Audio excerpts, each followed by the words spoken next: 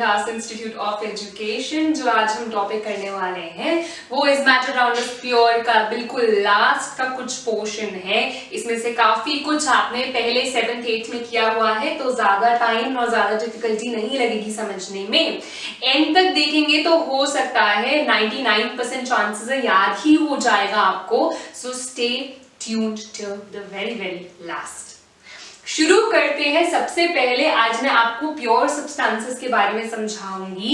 उससे पहले कुछ टर्म्स से इंट्रोड्यूस करवाना जरूरी है ताकि बेहतर कॉन्सेप्ट समझ पाए बाकी के। सबसे पहले मैं आपको ये बता रही हूँ कि चेंज दो टाइप्स के होते हैं, फिजिकल और केमिकल।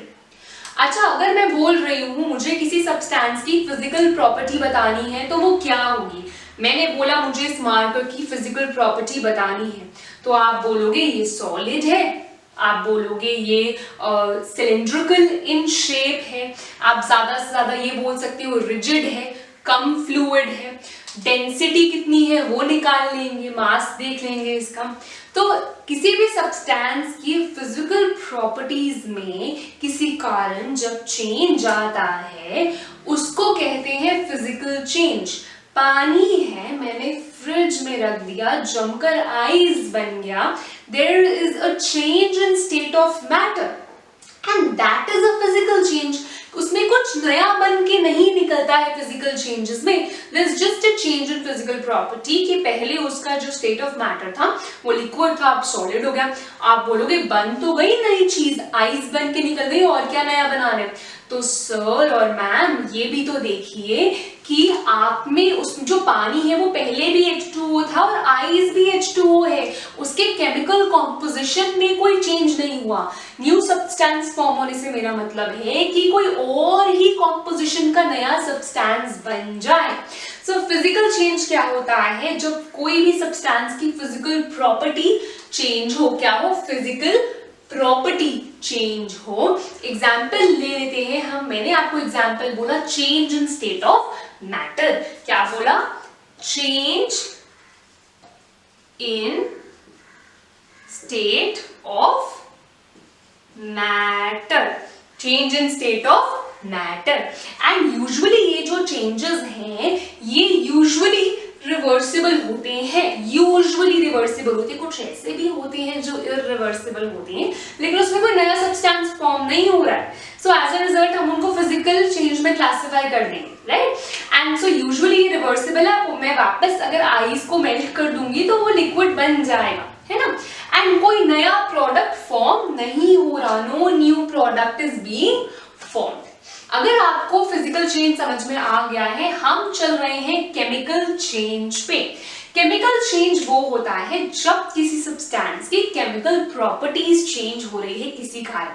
केमिकल प्रॉपर्टीज से यहाँ मेरे दो मतलब हो सकते हैं, या तो ओडर की बात कर रही हूँ, कोई भी अगर सब्सटेंस है वो कोई स्मेल या कोई ओडर पोजेस कर रहा है, that is because of something in it, that is because of some chemical substance in it, right. तो अगर मैं ओडर की बात करूं या केमिकल कॉम्पोजिशन की बात करूं कि उसके अंदर जो कॉम्पोजिशन है वो चेंज हो जाए, तब मैं बोलती हूं that there is a chemical change which has happened. And इसमें नया सब्सटेंस फॉर्म होता है and usually they are irreversible. वापस करना आसानी से बहुत ज्यादा पॉसिबल नहीं है। You need very typical processes to get the original product back. So मैंने बोला जब chemical properties of a substance change हुआ। केमिकल प्रॉपर्टीज से मेरा मतलब है ओडर या केमिकल कॉम्पोजिशन, उसके कॉन्स्टिट्यूएंट्स वो चेंज हो। तो केमिकल चेंज में मैं एग्जांपल आपको बता रही हूँ, उससे और बेहतरीन तरीके से आपको समझ आएगा। Rust of iron. क्या बोला मैंने? Rust of iron. तो रस्ट ऑफ आयरन क्या होता है? आयरन रस्ट कैसे होता है? आयरन बाहर पड़ा हुआ है, मॉइस्चर से कांटेक्ट में आया तो एक रेडिश ब्राउन लेयर बन जाती है आयरन पे, जिसे रस्ट कहते हैं। रस्ट का अगर मैं केमिकल फॉर्मूले की बात करूं, हमने क्लास 8 में रस्टिंग ऑफ आयरन पढ़ा हुआ है, बहुत डिटेल्स में मेटल्स नॉन मेटल्स के बारे में पढ़ते हुए। एंड रस्ट ऑफ आयरन क्या होता है? It's hydrated iron oxide, iron oxide बना। तो आपने देखा एक नया ही कंपाउंड फॉर्म हो गया आयरन ऑक्साइड। पहले सिर्फ आयरन था, मॉइस्चर से कांटेक्ट में आया, आयरन ऑक्साइड बन गया एंड नए कंपाउंड में उसके केमिकल कॉम्पोजिशन भी चेंज हो गया। पहले सिर्फ आयरन था, अब ऑक्सीजन के साथ वो आ रहा है, ऑक्साइड बन गया, वो केमिकल कॉम्पोजिशन भी चेंज हो गया है एंड एक नया सब्सटेंस फॉर्म हो गया है। एंड यूजुअली ये बहुत मुश्किल है, वापस करना तो पॉसिबल ही नहीं है। मैं आराम से बैठे बैठे रस्ट निकाल दूं हाथ से, नॉट एट ऑल पॉसिबल है कि मैं सेम टू सेम उसको ओरिजिनल कर दूं बैठे बैठे। सो बेसिकली जो केमिकल प्रॉपर्टीज हैं वो चेंज हुई, यूजुअली वो इरिवर्सिबल होते हैं एंड नया प्रोडक्ट बना यहाँ पे आयरन ऑक्साइड, जो आपको एग्जांपल दिया मैंने, हाइड्रेटेड आयरन ऑक्साइड। साथ ही साथ ऐसे चेंजेस जहां पे केमिकल प्रॉपर्टी चेंज हो उन्हीं को केमिकल रिएक्शंस कहते हैं, उन्हीं को केमिकल रिएक्शंस कहते हैं। अगर आपको ये बहुत अच्छे से क्लियर हो चुका है, आइए आपको आगे लेकर चलते हैं कि प्योर सब्सटेंसेस को किन दो कैटेगरीज में आप क्लासिफाई कर सकते हैं। मैं आपको बोल रही हूँ प्योर सब्सटेंसेस को आप एलिमेंट्स और कंपाउंड्स की कैटेगरी में क्लासिफाई कर सकते हैं। एलिमेंट्स क्या होते हैं? मैंने यहाँ पे दो केमिस्ट के नाम लिखे हुए हैं, one is Robert Boyle, another is Antoine L Lavoisier. Chapter 3 में इन सर के कंट्रीब्यूशन के बारे में बहुत अच्छे से पढ़ेंगे। Antoine L Lavoisier, he was a French chemist, he has done some very major contributions in chemistry। उनके बारे में हम पढ़ेंगे अगले चैप्टर में जब हम लॉज ऑफ केमिकल कॉम्बिनेशन करेंगे। अब ये रॉबर्ट बॉयल और एंटोइन एल लवोइजियर ने क्या किया उसके बारे में समझते हैं। अब रॉबर्ट बॉयल ने 1661, मैंने क्या ईयर बोला, 1661 में सबसे पहले यूज किया दी वर्ड एलिमेंट बात करते हुए। लेकिन हमेशा उन लोगों की ज्यादा बात होती है जो उसको पेपर्स में, जो उसको एज अ डिस्कवरी प्रेजेंट कर दे। एंड यही समझदारी की एंटोइन एल लवोइजियर ने, उन्होंने एक experimental definition, appropriate definition the element की, व्हिच इज एज फॉलोज। उन्होंने बोला that element is a basic form of matter, is a simple form of matter which cannot be broken into simpler substances by any chemical reaction। क्या बोला? Element एक ऐसा basic form of matter है जिसे आप further किसी भी reaction में और सिंपलर या और बेसिक सब्सटेंसेस में तोड़ नहीं सकते, डिवाइड नहीं कर सकते। ये डेफिनेशन थी उनकी एलिमेंट की। एलिमेंट को फर्दर 3 कैटेगरीज में डिफाइन किया जा सकता है, जिनका नाम है metals, non metals and metalloids. इनकी प्रॉपर्टीज बहुत इंपॉर्टेंट है, क्लास 8th में भी की है, आइए देखते हैं। सबसे पहले मैंने बोला मेटल्स आर लस्ट्रस। लस्ट्रस से मेरा मतलब है मेटल्स है शाइनी। क्या है? Shiny in appearance. Next is malleable. Metal malleable है, मतलब आप उन्हें शीट्स में ड्रॉ कर सकते हैं। एंड मेटल्स डक्टाइल है, मतलब they can be drawn into wires. Metals sonorous है, मतलब they produce a ringing sound when they are hit. They produce a ringing sound when they are hit। School में bell बजती है ना, ton ton ton आवाज आती है ना, वो मेटल की वजह से आती है, because that's a metal। Hit करोगे ringing sound आएगी। And they conduct heat and electricity। They are very good conductors of heat and electricity। कुछ exceptions हमेशा होते हैं, यहाँ पे lead एक exception है, which is a poor conductor of heat। And generally they are silver grey और golden in color। golden yellow, सोना गोल्डन कलर का है ना, गोल्ड जो है वो गोल्डन कलर का ही है। एंड आप नेक्स्ट चैप्टर में देखेंगे इसीलिए उसका नाम गोल्ड पड़ा, क्योंकि वो येलोइश कलर में है। एंड इसके कुछ एग्जांपल्स की बात करते हैं, इतने सारे तो मैंने अभी बता दिए हैं। Gold, silver, aluminium, sodium, potassium, copper, बहुत सारे मेटल्स हैं, कोई भी 3 से 4 एग्जांपल्स आप कर सकते हैं। And metals are usually very hard, strong होते हैं, काफी स्ट्रेंथ होती है, बट कुछ एक्सेप्शंस हमेशा होते हैं। सोडियम, पोटेशियम इतने सॉफ्ट होते हैं कि आप उन्हें नाइफ से भी कट कर सकते हो। आगे चलते हैं नॉन मेटल्स पे।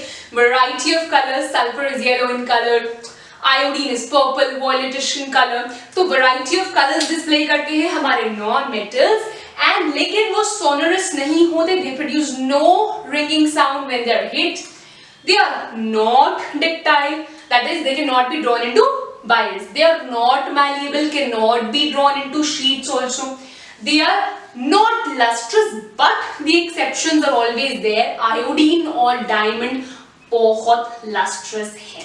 तो मैंने क्या एग्जांपल दिया, एक्सेप्शंस दिए मैंने, आयोडीन लस्ट्रस है, then there is diamond which is lustrous, तो ये दोनों बहुत लस्ट्रस है because exceptions are always there. आगे चलते हैं, they are poor conductors of heat and electricity, but again diamond जो कि कार्बन से बना है, डायमंड जो कि कार्बन से बना है, it's a very very good conductor of heat and electricity. कुछ एग्जांपल्स अभी अभी मैंने इतने सारे बता दिए हैं, आयोडीन, आयोडीन बोल सकते हैं, और क्या बोल सकते हैं आप मुझे एग्जांपल्स कमेंट सेक्शन में भी लिखिएगा, सल्फर एक्सेट्रा, आप बहुत सारे एग्जांपल्स यूज कर सकते हैं।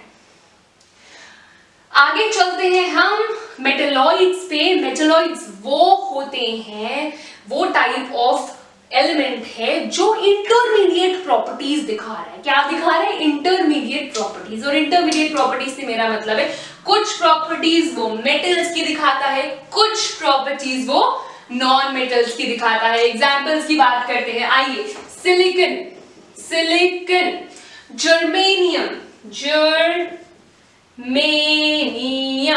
एक्सेट्रा, आर्सेनिक भी आ जाता है, आर्सेनिक भी इसी का टाइप है, boron can be an example. कुछ एग्जांपल्स लर्न कर लीजिएगा, एमसीक्यू चल रहे हैं, पेपर्स में आते हैं 20-20 नंबर के, उनमें ऐसे क्वेश्चंस पूछ लिए जाते हैं कि सिलिकॉन किस टाइप का है। 4 ऑप्शंस होंगे, मेटलॉइड चूज करना है आपने, तो ऐसे क्वेश्चंस आ सकते हैं। आई होप आपको metals, non metals, metalloids clear है। कुछ एक्स्ट्रा चीजें मैं आपको फन फैक्ट्स बता देती हूँ, कुछ एक्स्ट्रा नॉलेज आपको मैं प्रोवाइड कर देती हूँ, आपके लिए काम आएगी। फैक्ट्स की बात करें तो आज के टाइम पे 118 एलिमेंट्स नोन है, जिसमें से 94 तो है हमारे नेचुरली, अकरिंग नेचुरली पाए जाते हैं, लेकिन उसमें से 24 एलिमेंट्स ऐसे हैं जो मैन मेड है, न्यूक्लियर रिएक्शंस में, they are synthetic in nature. अगले पे चलते हैं, mercury that is a metal and bromine which is a non metal, room temperature पे लिक्विड है। अगर मैं गैलियम और सीजियम की बात करूं, जैसे ही टेम्परेचर हल्का सा रूम टेम्परेचर से ऊपर जाता है वो लिक्विड में कन्वर्ट हो जाते हैं। सो ये थे कुछ फैक्ट्स जो आपको एमसीक्यूज में काम आ सकते हैं, 1 मार्कर्स में काम आ सकते हैं। अब आगे हम चलने वाले हैं, हमने एलिमेंट समझ लिया, अब हम बात करेंगे कंपाउंड्स की। पहले भी करा था, फर्स्ट वीडियो में भी इसका ब्रीफ दिया था, ताकि अगर आप लोगों को याद हो तो आसान हो जाएगा। वो सब्सटेंस जो 2 या 2 से ज्यादा एलिमेंट से बना हो और एक दूसरे के साथ ये केमिकली कंबाइंड है इन फिक्स्ड प्रोपोर्शन। पानी हर जगह H2O होगा, आपके घर पे H5 हो या मेरे घर पे HO6 नहीं आएगा। 2 एटम्स है हाइड्रोजन के, एक है ऑक्सीजन का, ये कंबाइन होके पानी बनाता है। साथ में बाय मास भी आप नेक्स्ट चैप्टर में करेंगे कि मास से अभी अगर मैं एक प्रोपोर्शन निकालूं तो 2:16 दैट इज 1:8 में ही पानी में हाइड्रोजन और ऑक्सीजन होते हैं। एक एग्जांपल के थ्रू समझा रही हूं, H2O 2 एलिमेंट्स है, हाइड्रोजन और ऑक्सीजन, फिक्स्ड प्रोपोर्शन से एक दूसरे के साथ आए और केमिकली है ये दोनों बाउंड। तो मैंने क्या बोला, compound is a substance composed of 2 or more elements chemically combined with one another in a fixed proportion। Fixed proportion का मतलब ज्यादा अच्छे से क्लियर होगा नेक्स्ट चैप्टर में, जब हम एंटोइन लवॉइसियर के दिए हुए लॉज के बारे में बहुत डिटेल में बात करेंगे। सो बेसिकली यहाँ पे नया सब्सटेंस बना, मैंने बोला हाइड्रोजन और ऑक्सीजन से बना पानी। हाइड्रोजन गैस है, ऑक्सीजन गैस है, पानी क्या है, पानी लिक्विड हो गया, एकदम ही डिफरेंट चीज बन गई। पानी की प्रॉपर्टीज उसकी कॉन्स्टिट्यूएंट गैसेस की प्रॉपर्टीज से बहुत अलग है। सिमिलरली अगर मैं सोडियम क्लोराइड की बात करूं, नमक जो आप घर पे खाते हो कॉमन सॉल्ट, सोडियम की प्रॉपर्टीज अलग, क्लोराइड की प्रॉपर्टीज अलग, मिलकर बना सोडियम क्लोराइड उसकी प्रॉपर्टीज बिल्कुल अलग है उसके कॉन्स्टिट्यूएंट से जिससे वो बना है, और एक बिल्कुल ही न्यू केमिकल कंपाउंड बन के निकला है। तो न्यू सब्सटेंस है जिसकी प्रॉपर्टीज बिल्कुल ही अलग है। एंड कॉन्स्टिट्यूएंट्स को आप अगर सेपरेट करना चाहते हो तो हाथ से नहीं कर सकते। आज तो मेरे हाथ में पानी है, उसमें से हाइड्रोजन और ऑक्सीजन निकाल के रहूंगा, ऐसा नहीं हो सकता हाथ से। सोडियम क्लोराइड में से आप सोडियम अलग करना चाहो घर पे बैठे बैठे कि मैं नमक से सोडियम निकालूं हाथ से, नहीं पॉसिबल। पानी से भी अगर आपको H2 और O2 मतलब हाइड्रोजन और ऑक्सीजन की गैस निकालनी है तो इलेक्ट्रोलिसिस परफॉर्म करना पड़ेगा। एंड सेम विद NaCl, तब जाके डीकंपोजिशन होगा, तब जाके ये लोग अलग होंगे, इनके कॉन्स्टिट्यूएंट्स अलग होंगे। सो इनके कॉन्स्टिट्यूएंट्स को अलग करना है तो दो प्रोसेसेस से ही कर सकते हो यार, केमिकल और इलेक्ट्रोकेमिकल रिएक्शंस, फिजिकली नहीं अलग कर सकते आप उसको। तो एग्जांपल्स तो मैंने 10 बार बोल दिए हैं आप, H2O और NaCl, that is water and sodium chloride. अब मैं अगर इसको, आपको मैंने मिक्सचर्स अच्छे से पढ़ा दिया, आप बोलोगे कंपाउंड और मिक्सचर में क्या फर्क है, दोनों में दो या दो से ज्यादा चीजें। तो मिक्सचर में दिया फिजिकली कंबाइन, मैंने एक वीडियो ली, मैंने उसमें ना पानी में मिट्टी डाल दी, तो अरे फिजिकली कंबाइन किया, not chemically combine with each other. And अगर मुझे उसको अलग करना है तो मैं उसको अभी भी फिजिकल मेथड से अलग कर दूंगी। मैंने ले ली छन्नी या मैंने फिल्टर पेपर या कुछ ऐसा ले लिया, प्रॉपर वो पूरा ग्लास पलटा, मिट्टी रह जाएगी ऊपर, पानी आ जाएगा नीचे, फिजिकल मीन से मैंने उसको कर दिया अलग। तो बेसिकली यहां मैंने क्या बोला, फिजिकल मिक्सिंग हुई थी एंड कॉन्स्टिट्यूएंट्स को आसानी से फिजिकल मेथड से मैंने कर दिया सेपरेट। एंड जैसे यहाँ पे तो फिक्स्ड प्रोपोर्शन है कंपाउंड में H2O, पर ऐसा मिक्सचर में नहीं होता। मैंने पानी में ज्यादा मिट्टी डाल दी, आपने पानी में कम मिट्टी डाल दी, मैंने पानी में ज्यादा नमक डाल दिया, ज्यादा चीनी डाल दी, मुझे ज्यादा पसंद है, आपने कम डाल दी, तो वो वेरिएबल कॉम्पोजिशन है। आपके लिए मिक्सचर की कॉम्पोजिशन अलग है, मेरे लिए मिक्सचर की कॉम्पोजिशन अलग है, वेरिएबल। लेकिन पानी आपके घर में भी H2O है, मेरे घर में भी H2O है, इसीलिए वो है कंपाउंड। वहां पे फिक्स्ड है, वहां पे फिक्स्ड है प्रपोर्शन जो यूज हो रहा है। अब आगे चलते हैं, जो भी मिक्सचर होगा वो अपने कॉन्स्टिट्यूएंट पार्टिकल्स जैसी प्रॉपर्टीज दिखाएगा। जैसे पानी में नमक डाला, नमक का टेस्ट नमकीन है, पानी में डालोगे तब भी तो नमकीन रहेगा, मीठा थोड़ी ना हो जाएगा। तो बेसिकली जो मिक्सचर बन के निकलता है उसकी प्रॉपर्टीज वही होंगी, सेम होगी जो उसके कॉन्स्टिट्यूएंट पार्टिकल्स की प्रॉपर्टीज है। लेकिन कंपाउंड में ऐसा नहीं था, हाइड्रोजन की प्रॉपर्टी अलग, ऑक्सीजन की प्रॉपर्टी अलग, निकल के आया H2, उसकी प्रॉपर्टीज बिल्कुल ही अलग है। तो ये किया हमने अपना टॉपिक एंड, चैप्टर भी इसके साथ होता है एंड। अगर आपको पसंद आया हो, समझ में आया हो तो do hit the like button, subscribe for more such videos and do comment your doubts. I'll be happy to help. Keep watching, keep learning. Thank you.